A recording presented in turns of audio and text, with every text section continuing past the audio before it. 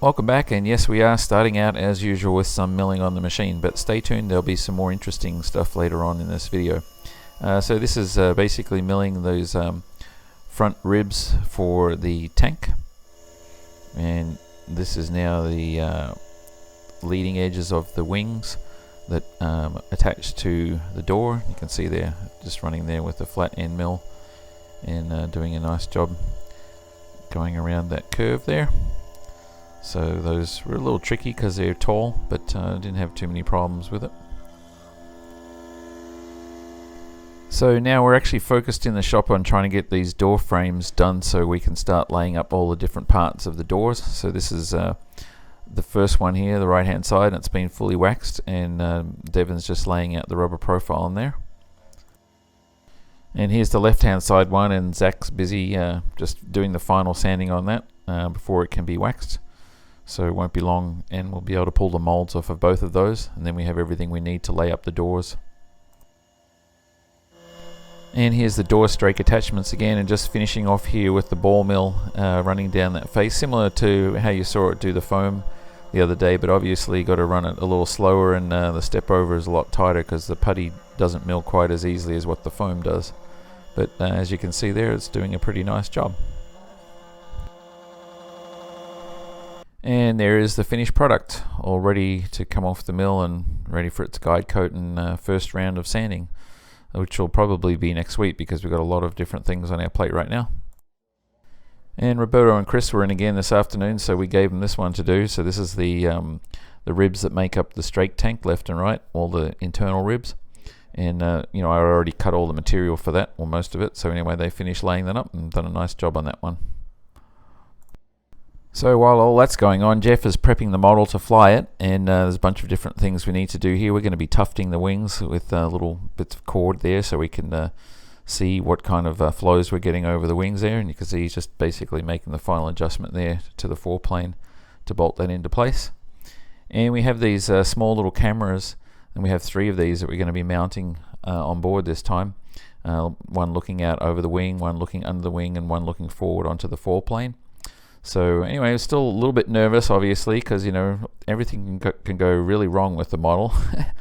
So it's always a nervous thing, you know, until you've got it proven. You never know what's going to happen. So don't be surprised if something happens and the model comes back and it's all messed up. But we've been really lucky up until now.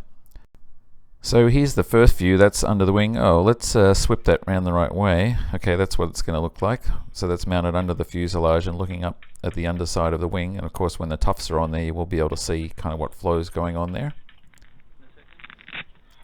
And here's the one that's going to be mounted on the roof, looking back at the upside, or the top side of the wing. So we'll have a pretty good look there to see what kind of flows we're getting there, especially out at the wingtip where we're, you know, think we're having the problem of span-wise flow.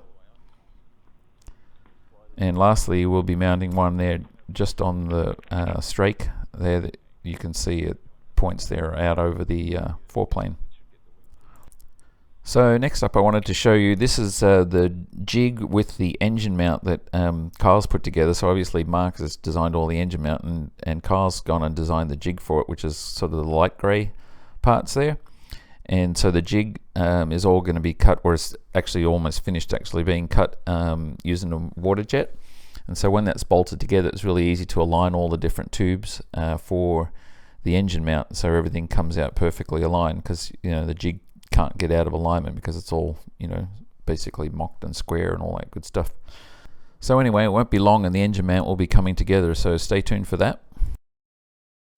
So if you recall, on the weekend I mentioned that all of our tubes had come in for the engine mount, and here I just happened to be down at Carl's shop yesterday, and I saw these, so they're sitting there, and they each came in one of these yellow boxes. So I don't know how many boxes there are, 20 something there at least. So but you can see the tubes came out nicely, all nicely laser cut and labeled with the name of the part on them there, so it's easy to figure out what's what.